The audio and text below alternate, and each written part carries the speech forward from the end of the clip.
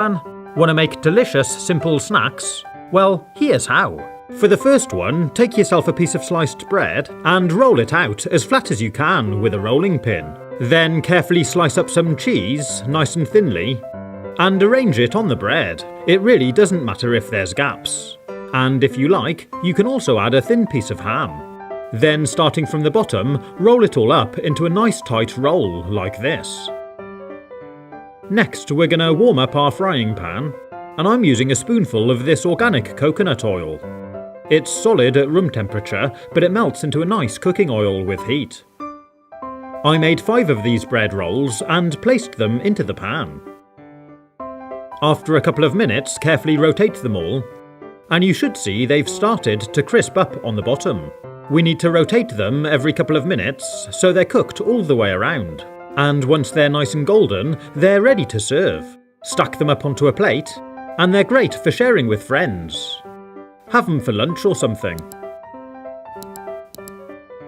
And if I tear one apart, you can see the delicious melted stringy cheese and ham centre.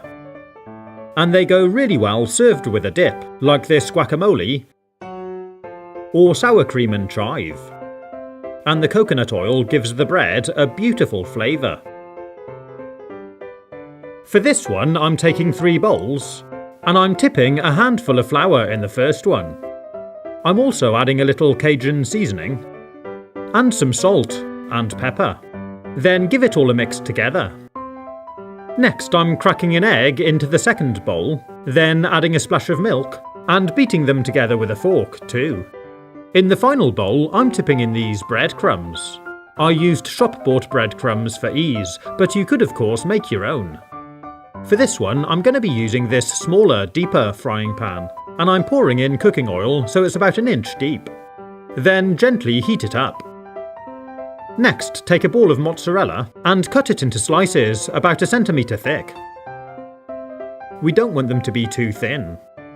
Then dip the piece into the flour bowl and give it a good coating. Once it's nicely covered, transfer it into the egg and milk bowl, and make sure it gets a good layer of that all over. Then finally, coat it thoroughly with the breadcrumbs, and sit it to one side.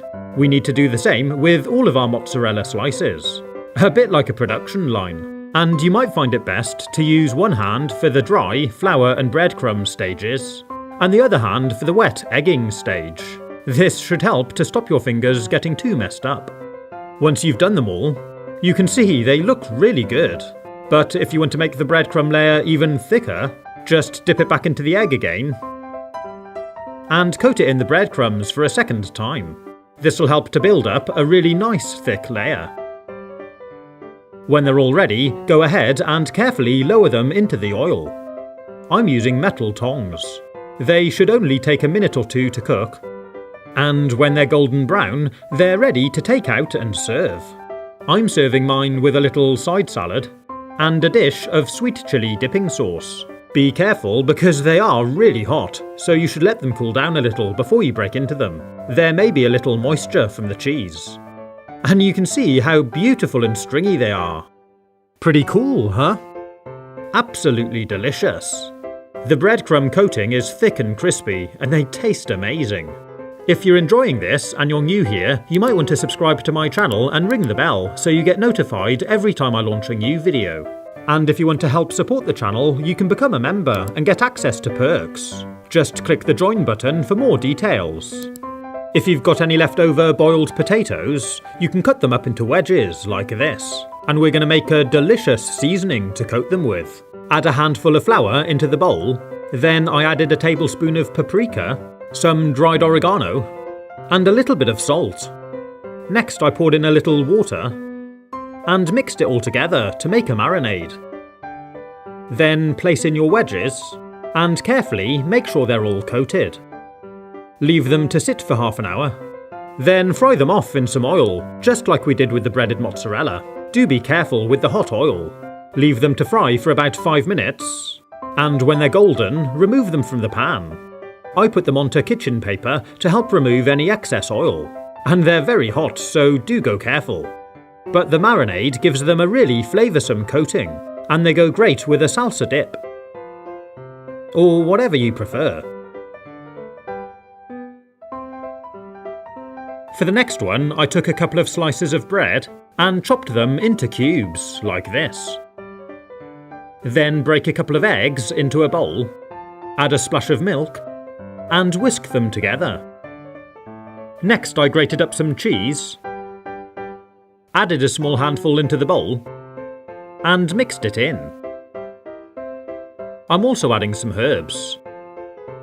Then drop in your bread cubes and mix them in to all that cheesy, eggy goodness, so it really soaks in. Then after a minute or so, carefully tip them into your frying pan and gently cook them on a low heat. You'll need to turn them around every minute or two to cook them on all sides. When they're all cooked, tip them out onto a plate, and we've got these delicious, cheesy, eggy bread bites. If you like, add some pepper and salt, and they're great to munch just like they are.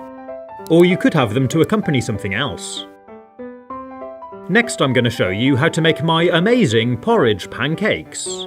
I filled up a bowl full, which I know is 200 grams of oats, then transferred it into a blender. Give it a whiz to make our own oat flour.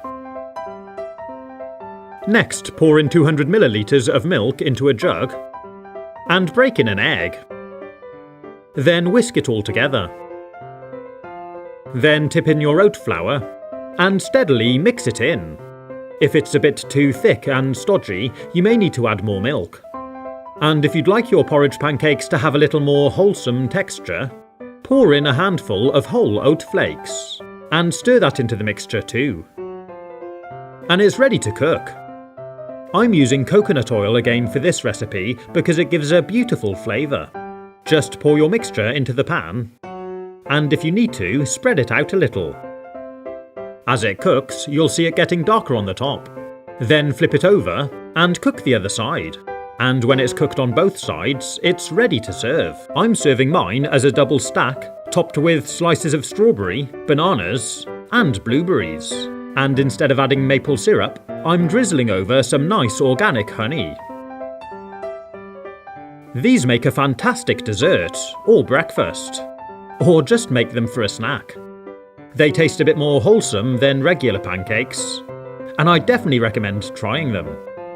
I hope you've enjoyed watching this video. If you want to see more, you can click on the links or take a look at my YouTube channel page. Stay safe, have fun, and as always, thanks for watching.